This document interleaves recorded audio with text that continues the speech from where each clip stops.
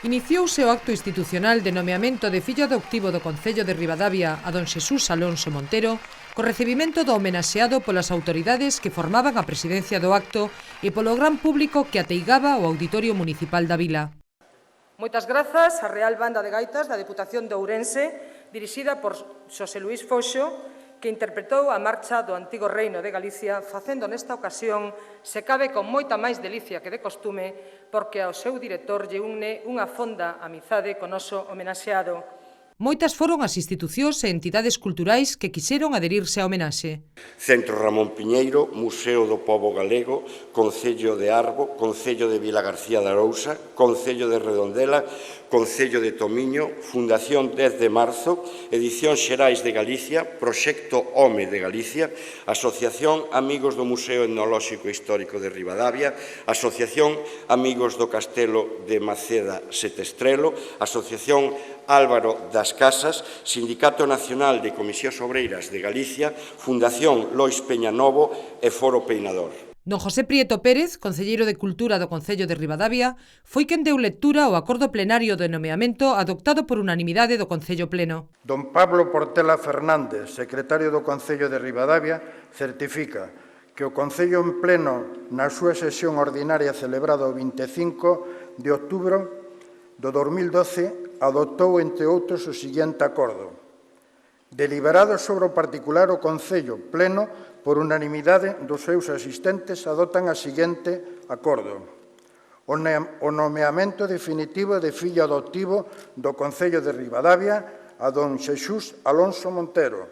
O alcalde do Concello, don Marcos Blanco Jorge, explicou acaidamente as razóns que motivaron tal acordo corporativo. Como ben sabedes todos, aínda que naceu en Vigo, onde viviu hasta os 9 anos, o profesor Xesús pasou gran parte da súa infancia e da súa mocidade en Ventosela, unha fermosa parroquia do noso concello. Parroquia que vincula directamente e ineludiblemente o transcurso de toda a súa vida. Por dúas razóns incontestables. A primeira, porque foi a terra onde naceu a súa nai, e a segunda, porque foi aquí, en Ribadavia, foi aquí en Ventosela, onde bebeu inicialmente da lingua galega e tamén a mamou na súa infancia. Estas aseveracións rezan nunha placa en Ventosela, en casa dos seus avós maternos, que di con exactitude a idade de 9 anos, 1 mes e 2 días, o filólogo don Xesús Alonso Montero iniciouse na aprendizaxe da lingua galega. Unha placa que, como ben suele decir el, é a primeira placa sociolingüística de Galicia, xa que non fai nin referencia nin ao seu lugar de nacimento, como, dende logo, tampouco a súa residencia. O director do Museo Etnolóxico de Ribadavia, don Xosé Carlos Sierra, foi o encargado de glosar a figura do profesor Alonso Montero. Xesús Alonso Montero, un viticultor das palabras.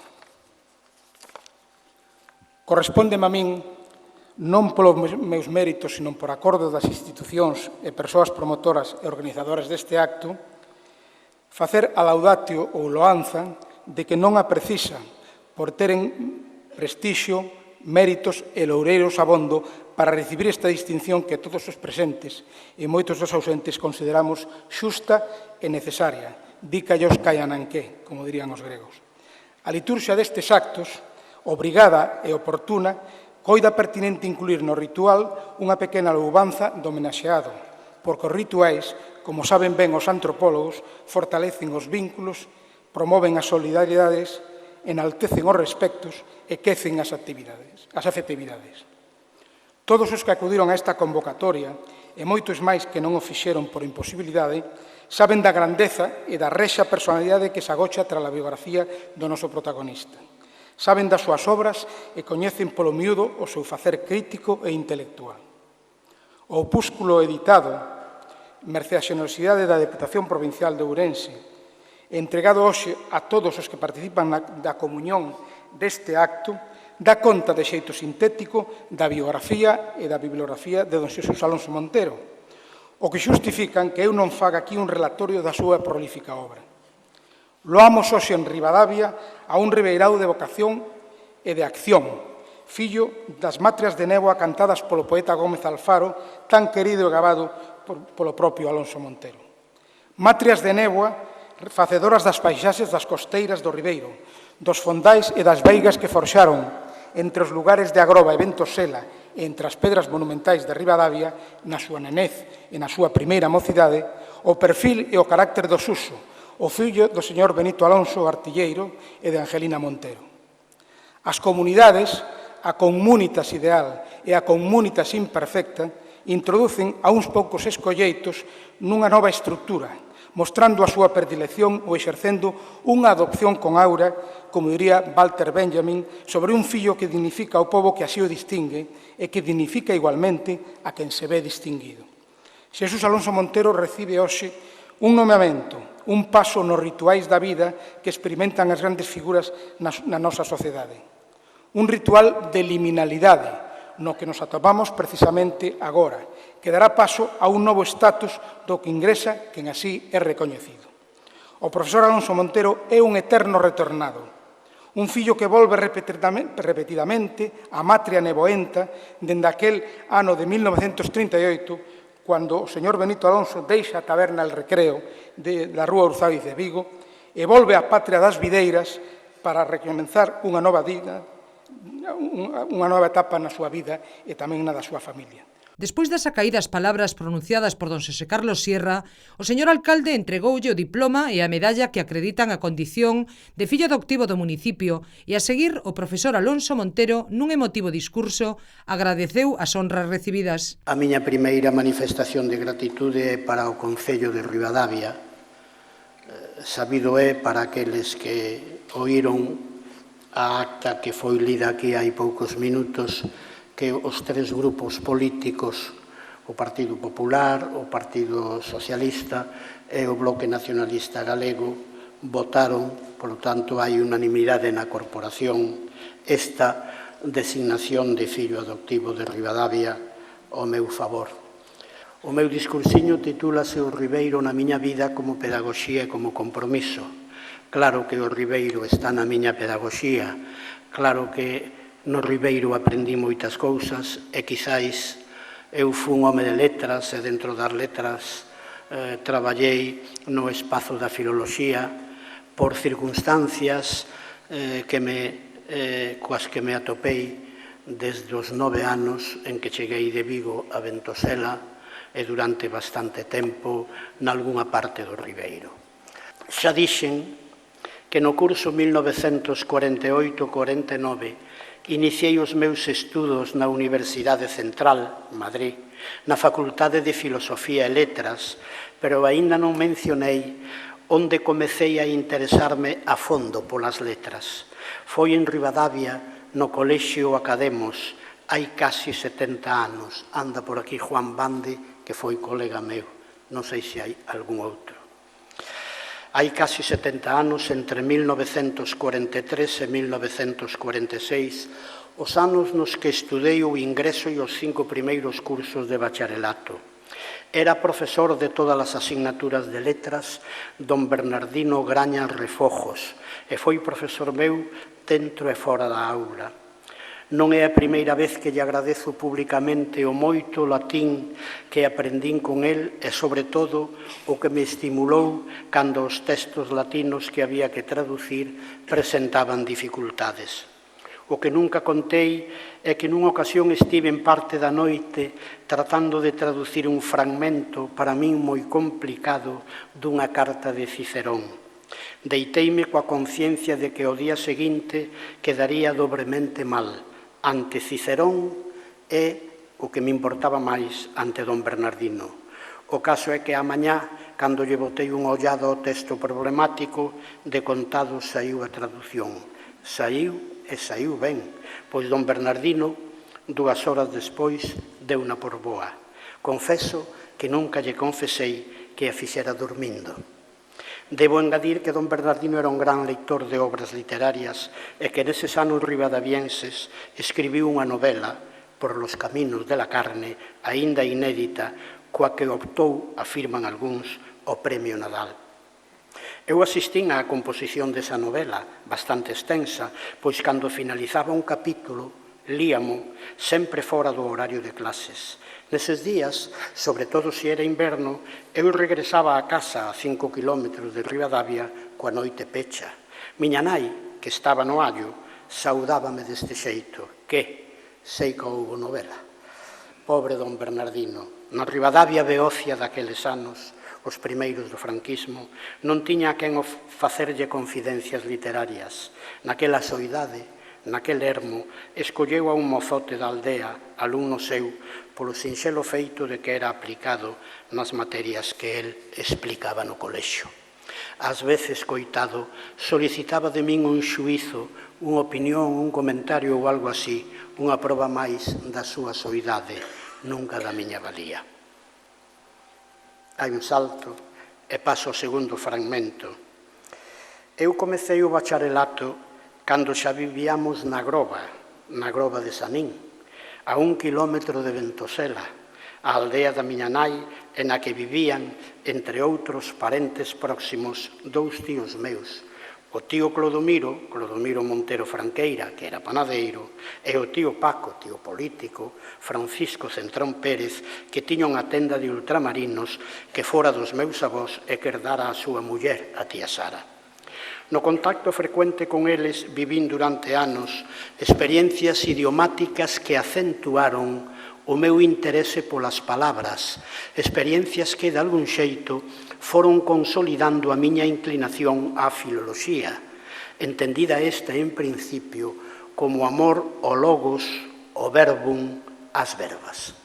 O tío Clodomiro, que morreu o 20 de abril de 1963, o día que Franco fusilou a Julián Grimau, aínda hoxe é recordado pola súa condición de blasfemo. Lástima que non se gravasen os xuramentos que profería cando, no traballo do forno, algún forneiro non le vedaba ben a masa ou non cocía o pan como era debido. Neses momentos facía baixar do ceo unha boa parte do santoral canónico, o que para moitos non constituía pecado confesable, nin siquera para as beatas máis progres da aldea, convencidas de que o tío Clodomiro, pasado o primeiro medio minuto de auténtico alporizamento, dedicábase a facer un discurso retórico no que se recotroleaba, consciente de que a moitos oíntes, antes que escandalizalos, gustáballes. Unha das beatas, que tiña estudos e moi dada á lectura, opinaba que o tío Clodomiro, lonxe de pecar, cultivaba con certa originalidade un xénero literario.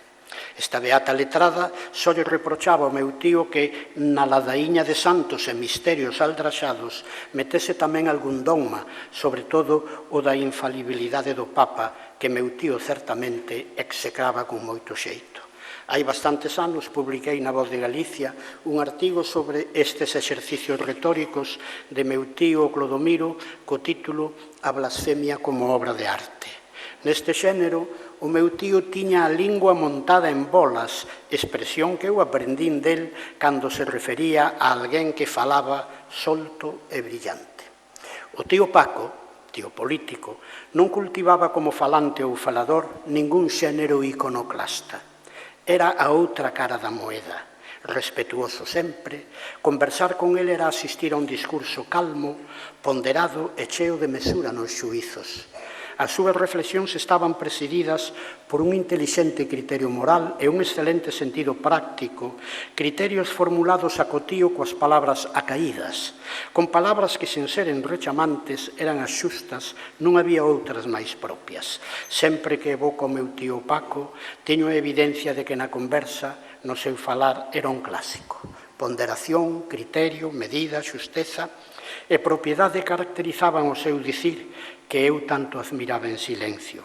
Supoño que así falaba o latín cos seus veciños do medio rural, Quinto Horacio Flaco, o Horacio que pasa por ser un escritor clásico entre os clásicos. Á súa beira, o fala barato do meu tío Clodomiro era un literato barroco e un pouco surrealista, sempre coa lingua montada en bolas. A segunda parte do acto foi protagonizada polas intervencións de amigos e amigas do homenaxeado. Xesús Raba de Paredes recitou un poema da súa autoría feito para a ocasión dedicado á figura do profesor.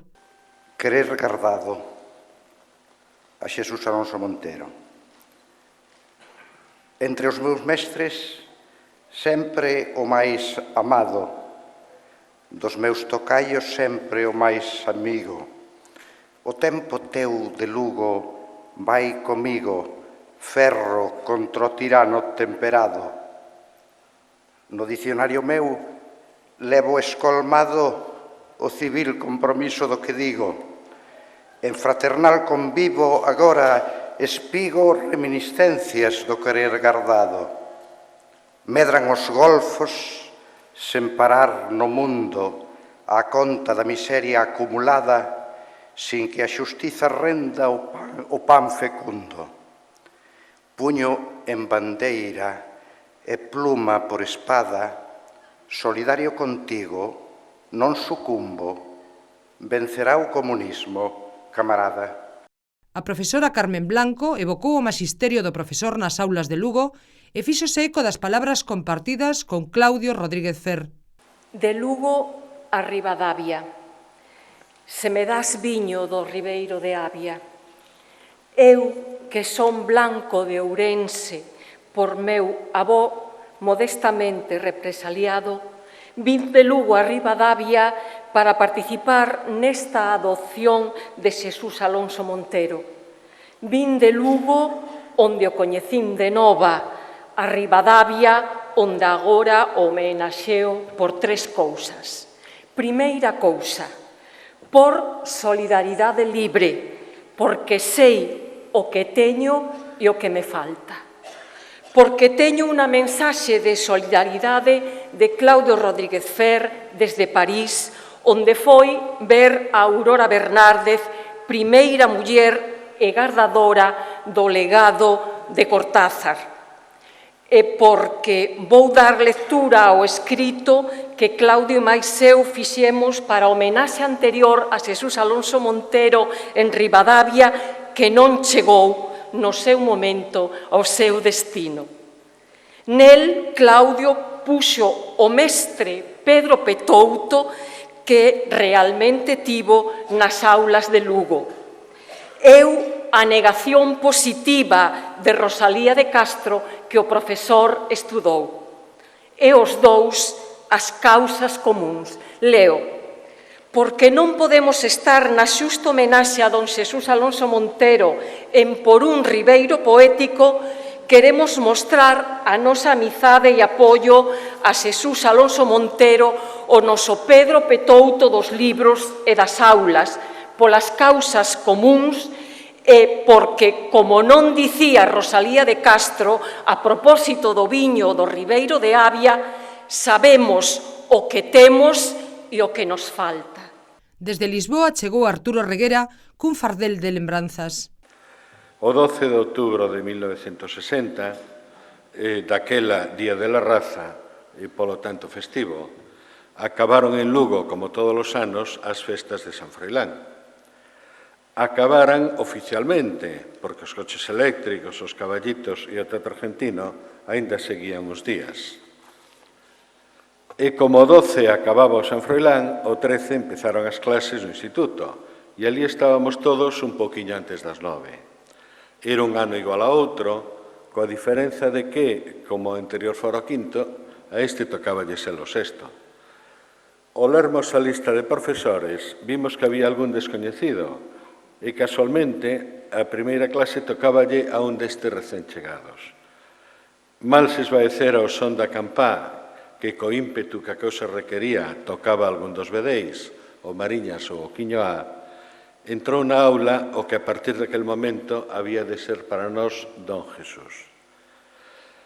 Naquel tempo, cando un profesor daba a súa primeira clase ou limitábase, caso máis frecuente, a dicir o seu nome e pouco máis, ou facía unha exposición firme e enfática dos castigos a que nos expuñamos caso de incorrer en falta de disciplina por leve que fose.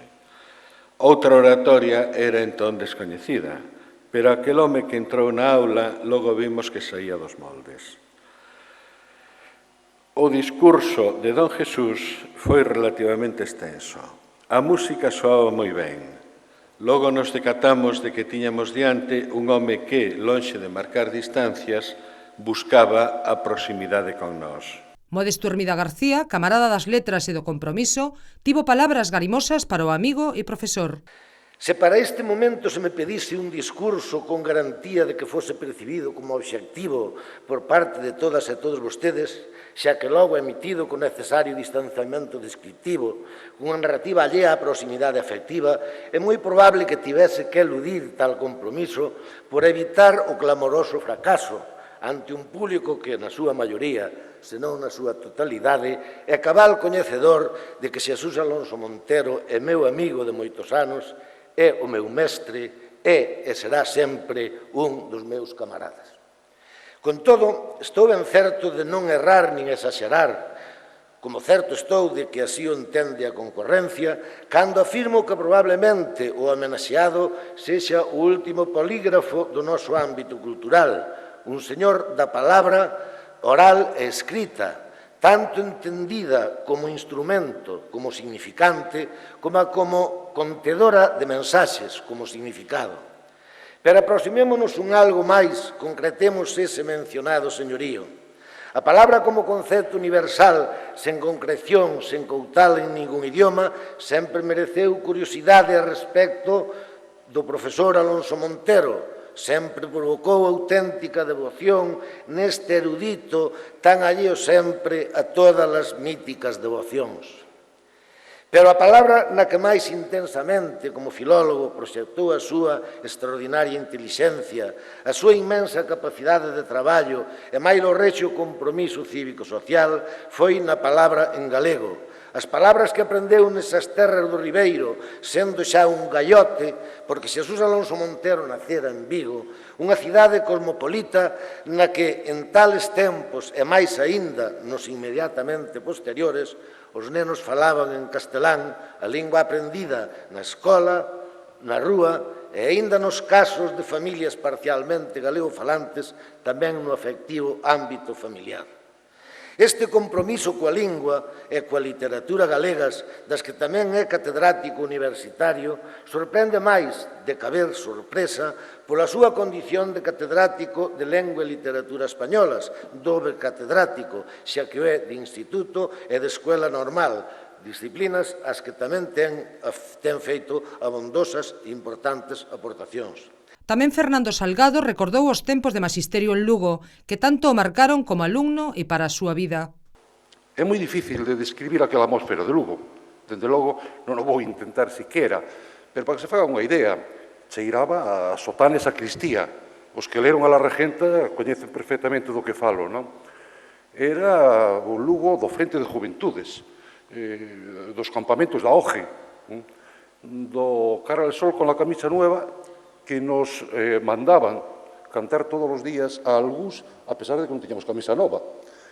Era o Lugo que había ironías curiosas que fomos descubrindo máis tarde. Por exemplo, o profesor Alonso Montero vivía na rúa Gil Juste e eu residía no colexio Eijo Garay. Tardei en saber quen era o general, aquel general e quen era aquel bispo. Curioso aquel Lugo. Ben, pois aquel rapaz atópase de repente, dentro desa atmósfera, no Instituto de Lugo.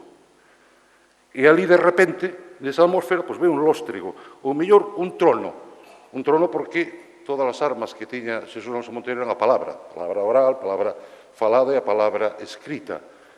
Por lo tanto, un trono, desos tronos que anuncian unha tormenta, que despois da tormenta, obviamente, esa atmósfera faz un pouco máis respirable. E aquilo foi un impacto moi forte, un impacto de alto voltaxe, e así yo lo confeso radicalmente. E foi fundamentalmente, eu estou pensando, esta mañá simplemente, por tres cousas simplemente as que me quero referir así como moi de pasada. A palabra, aquela que chegaba do Ribeiro, aportoume a min e a moitos outros como a min dignidade.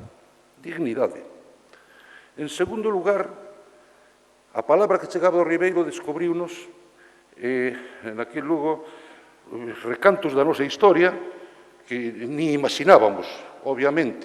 que descoñecíamos. E, finalmente, a palabra que chegaba ao Ribeiro aportounos a utopía. Inma López Silva, integrante das últimas fornadas de alumnos do profesor Alonso Montero, recordou as ensinanzas do mestre comunista, ateo e republicano, do que recibiu educación intelectual e vital. Profesor, xa sabe que, se puidera, eu tamén o adoptaba. Agora máis ca nunca, pois a este ser que levo dentro venlle cumpría un irmán de categoría pola casa, porque se sempre desexamos o ben para os fillos, non se lle podería desexar mellor compañía vital que a un mestre feito e dereito, con ese toque encantador de distante galantería, comunista, ateo e republicano, alguén capaz de recitar de memoria o prólogo de Cantares Gallegos, de repentizar o número de teléfono en función das datas de nacemento e morte dos grandes escritores e de cantar cancións protesta tocando o pandeiro no peito. Eu quero que os meus fillos e que os fillos dos meus fillos teñan a sorte de ter un don Xesús Alonso Montero como tiven eu, porque iso os fará mellores e máis expelidos, xa que o futuro tan deficitario parece que vai andar de intelixencia. Pero, profesor, en realidade, hai motivos egoístas para que eu queira adoptalo, aínda non tendo a categoría de excelentísimo concello. Diz que na vida dunha persoa hai aprendizaxes importantes de diversos tipos, a educación sentimental, a educación familiar, a educación vital. Vostede foi profesor meu e por iso lle debo, entre outras, unha das fundamentais na vida de alguén que decidiu orientar os seus pasos cara ao mesmo mundo que vostede me ensinou, a literatura, a educación intelectual. Xosé Luís Franco Grande expuso a súa satisfacción por participar no acto de homenaxe ao amigo, suliñando a unión de ambos a través dunha traxectoria vital de máis de medio século. Eu estou contento, moi feliz de estar aquí con Alonso. Dende o ano 57 pasaron moitos anos, máis de medio século, e hai unha liña de continuidade que nos mantén ao pé do cañón. É iso o que importa. O demais, importan sí tamén estas cousas, claro, porque isto é un reconocemento de que o estar ao pé do cañón é algo que valeu a pena. Entón,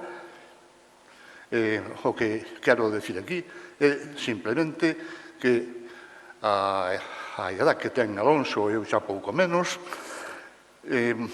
vale a pena ter estado aquí, vale a pena ter feito o camiño que se fixo e vale a pena ter este recoñecemento que ti tes agora de tantos amigos, de tantos profesores, de tantos compañeiros, de tantos alumnos e de toda a xente que en Galicia fai algo por ela.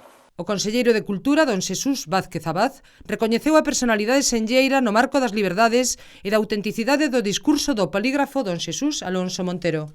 Congréganos hoxe en Ribadavia, a miña vila, un grande acto que trascende os límites do Ribeiro e de toda a nosa terra, proxectándose noutras moitas latitudes nas que o nome e os apelidos do noso homenaxeado, xunto coa súa importantísima obra, significan lealdade con Galicia, compromiso social e brillantez intelectual.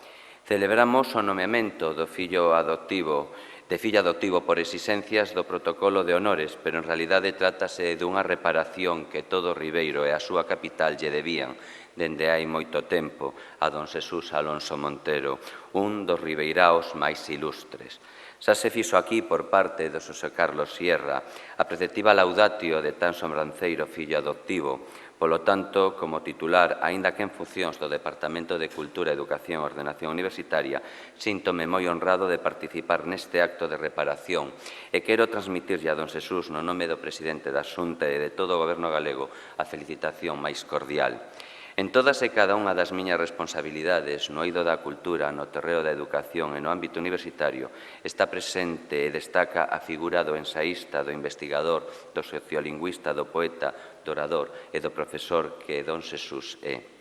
Ninguén como el transmitiu a palabra liberdade, da ética e da democracia ao longo de tantas décadas en condicións moi difíciles, mesmo sufrindo represión e desterro na época da ditadura. Ninguén como el, ditou co seu exemplo de cidadán e dende a súa cátedra de ensinante tan nidia lección de autenticidade, de coherencia e de amor. Don Xesús representa a firmeza nas ideas, pero tamén o respecto e a tolerancia, condicións moi a ter en conta nestes tempos tan convulsos, tan faltos de rigor, tan banais, tan pouco humanos. Como debo ser obediente cos organizadores que me marcaron só 3 minutos de intervención, creo que o que mellor acae para rematar esta brevísima intervención son as propias palabras do profesor Alonso Montero, tiradas do libro de homenaxe a don Ramón Piñeiro. Eu era marxista, grandeza da que estaba moi lonxe a miña cativeza, e para un marxista o texto da realidade galega suscitaba lecturas moi distintas ás que facía Piñeiro. A medida que o meu marxismo foi encontrando o seu mellor latex humanista, sempre dentro das miñas limitacións, fun entendendo, admirando e querendo cada día máis a Ramón Piñeiro. Neste clima de autenticidade, permítame, don Xesús, que lle agradeza aquí, en Ribadavia, na miña vila, diante de todas e todos os presentes, a aperta que vostede me deu nunha situación difícil para min, tamén en Ribadavia. Agracerei aquel sexto seu durante toda a miña vida. Felicidades tamén, profesor, no seu aniversario. Moitísimas grazas. O gaiteiro Carlos Núñez sorprendeu o público cunha peza musical e animou o profesor Alonso Montero a acompañalo tocando o pandeiro, que o fixo gustosamente.